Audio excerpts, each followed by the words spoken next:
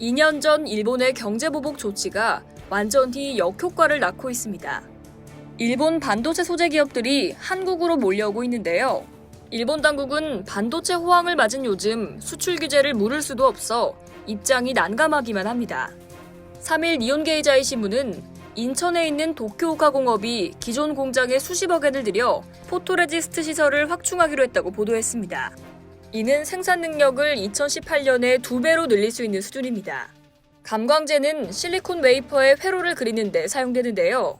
보도에 따르면 도쿄오카 공업은 이 분야 세계 시장 점유율 25%로 1위입니다.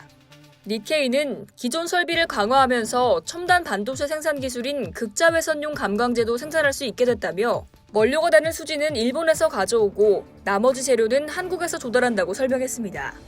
다이킨 공업은 한국의 반도체 제조장치 업체와 합작회사를 설립합니다.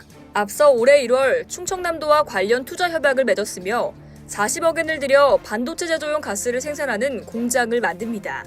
내년 10월부터 이 공장에서 에칭 공정에 사용되는 가스를 생산할 예정입니다.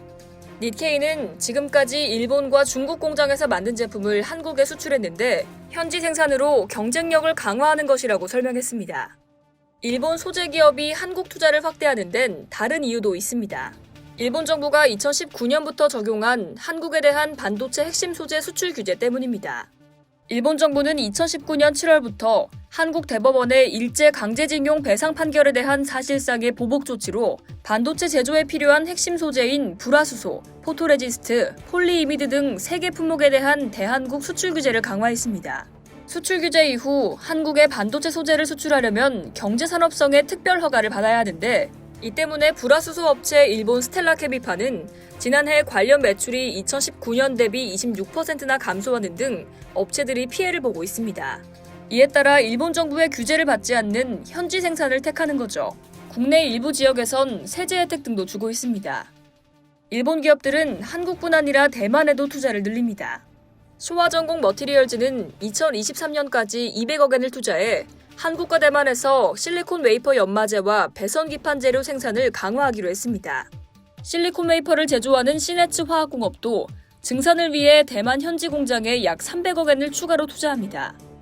일본은행 국제수지 통계에 따르면 일본 화학기업들은 반도체 소재 분야를 중심으로 한국과 대만에 대한 직접 투자를 늘리고 있습니다.